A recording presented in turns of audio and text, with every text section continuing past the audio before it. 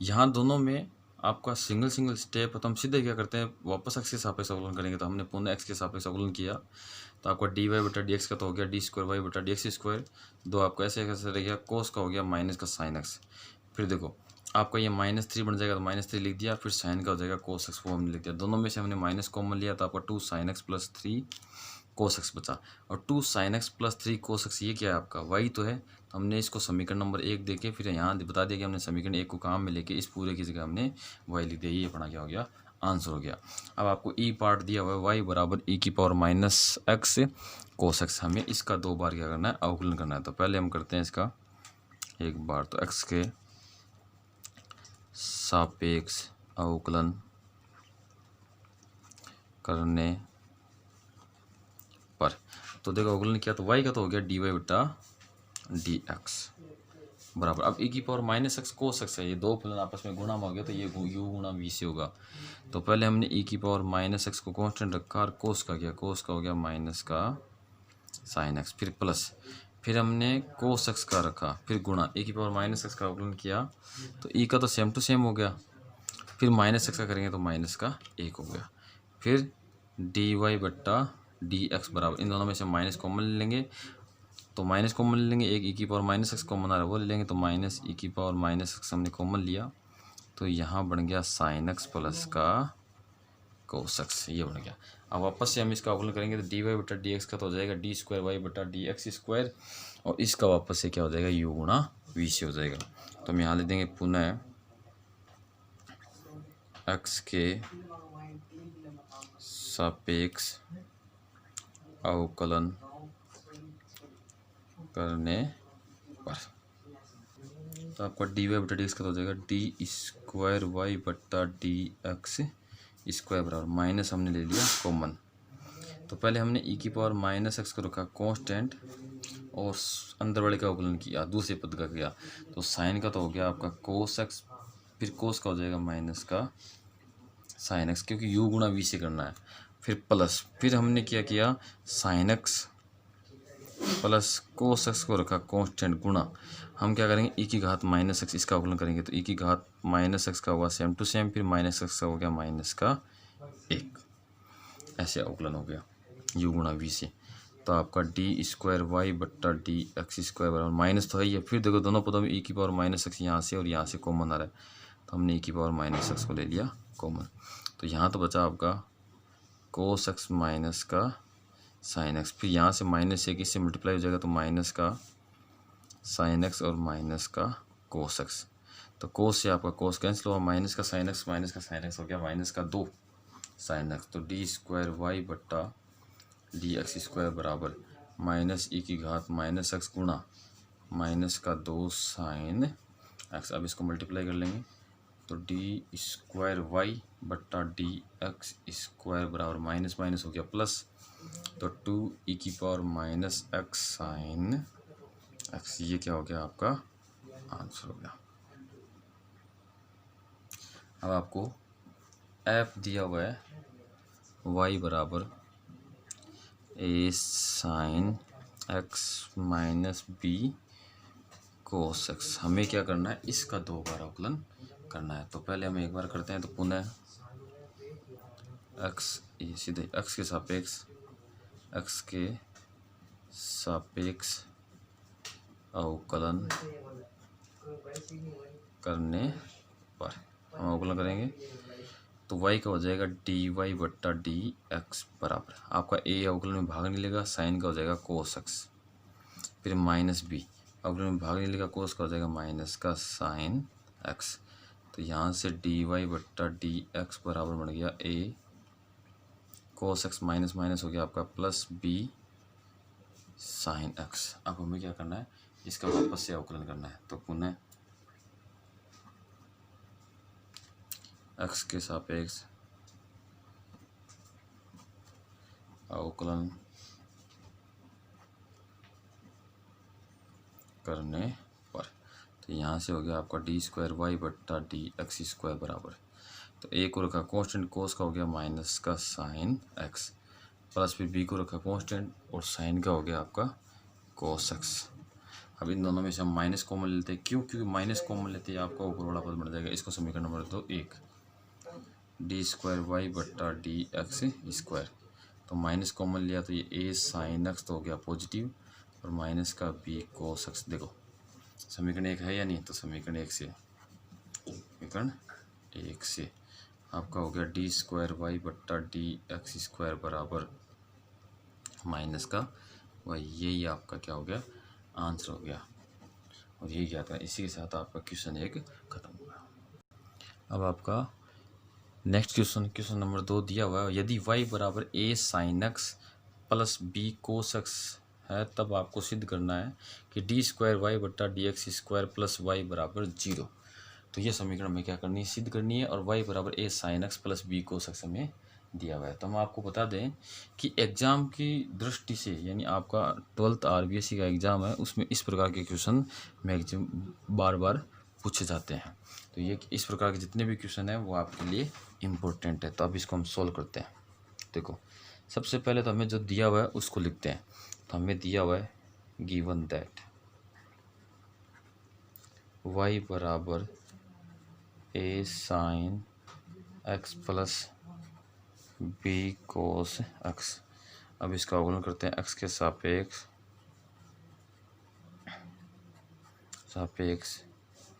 अवकलन करने पर। तो y का क्या हो जाएगा आपका? डी वाई बट्टा डी एक्स बराबर। हम अवकलन क्यों कर रहे हैं? क्योंकि जो हमें सिद्ध करना है उसमें डी स्क्वायर वाई बट्टा डी एक्स स्क्वायर दिया हुआ है, यानी y का 2 बार अवकलन दिया हुआ है इसलिए। तो a आपका कांस्टेंट रह गया और साइन का क्या हो जाएगा? Cos x. फिर प्लस का b कांस्टेंट हो गया और कोस का हो गया माइनस का साइन एक्स। तो ये आ जाएगा आपका डी वाई बट्टा डी एक्स बराबर a कोस एक्स माइनस का b साइन एक्स। अब वापस से हमें क्या करना है? इसका अवकलन करना है। तो पुनः x के सापेक्ष अवकलन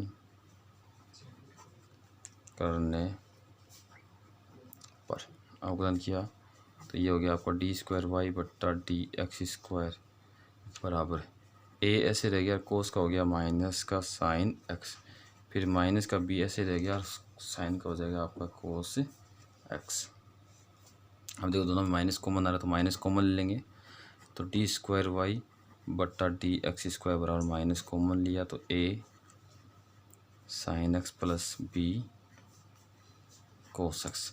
अब देखो हमें सिद्ध करना है उसमें y चाहिए और यहाँ a sine x plus b cos x आया जो कि क्या है? y है। तो हमने इसको समीकरण नंबर 1 दिया और समीकरण 1 यहाँ पे क्या कर लिया? काम में ले लिया। तो समीकरण 1 से तो ये बन गया आपका डी स्क्वायर वाई बट्टा डी एक्स स्क्वायर बराबर माइनस का वाई। अब इसको ले आओ इधर, तो D square Y upon D x square पक्षांतरण से ये आपका आ गया प्लस का वाई इक्वल टू 0। ये हो गया आपका हैंस प्रूफ। अब आपको क्वेश्चन नंबर 3 दिया है जिसमें भी अपने को क्या करना है? प्रूव करना है। तो क्वेश्चन नंबर 3 दे रखा है, यदि आपका y बराबर सेक एक्स प्लस का टेन एक्स, तब सिद्ध कीजिए